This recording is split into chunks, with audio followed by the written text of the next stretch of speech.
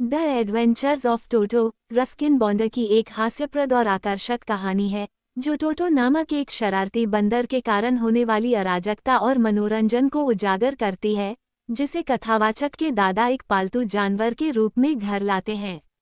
कहानी एक जंगली जानवर को पालतू जानवर के रूप में रखने के आकर्षण और चुनौतियों को दर्शाती है, साथ ही टोटो की हरकतों के बाद होने वाली हास्यपूर्ण घटनाओं को भी दर्शाती है।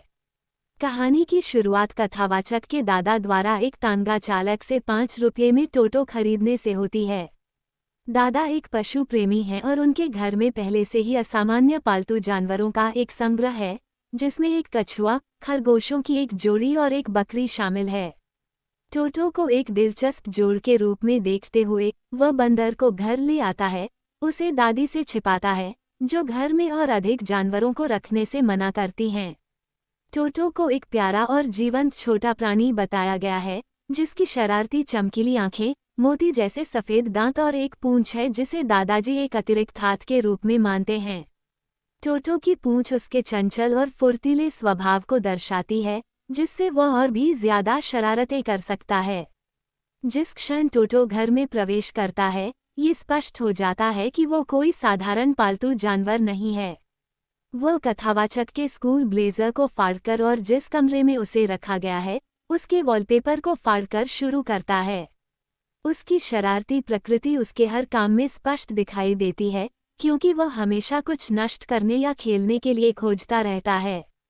कथावाचक और उसका परिवार उसके व्यवहार से खुश और निराश दोनों हैं, खासकर दादी, जो दादाजी जैसे जानवरों को पसंद नहीं करती। दूसरी ओर दादाजी को टोटो की हरकतें मज़ेदार लगती हैं और वह दादी से उसके द्वारा किए गए नुकसान को छिपाने की कोशिश करते हैं।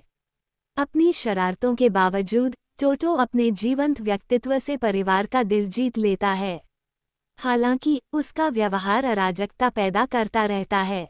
वह घर के दूसरे जानवरों, खासकर परिवार के गधे, नाना को परेशान करता है। टोटो को नाना की पूंछ खींचने में मजा आता है, जिससे गधा इतना परेशान हो जाता है कि नाना खाना खाने से मना कर देता है। ये घटना टोटो की घर के अन्य पालतू जानवरों के बीच भी उत्पात मचाने की प्रवृत्ति को दर्शाती है।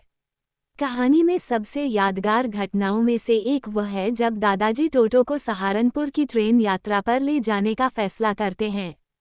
ये जानते हुए कि ट्रेन में बंदर लाने की अनुमति मिलना मुश्किल होगा, दादाजी टोटो को एक बड़े कैनवास बैग में छिपा देते हैं।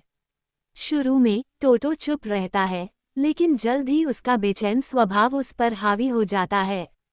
जैसे ही ट्रेन चलना शुरू होती है, टोटो अपना सिर बैग से बाहर निकालता है, जिससे अन्य यात्री हैरान रह जाते हैं।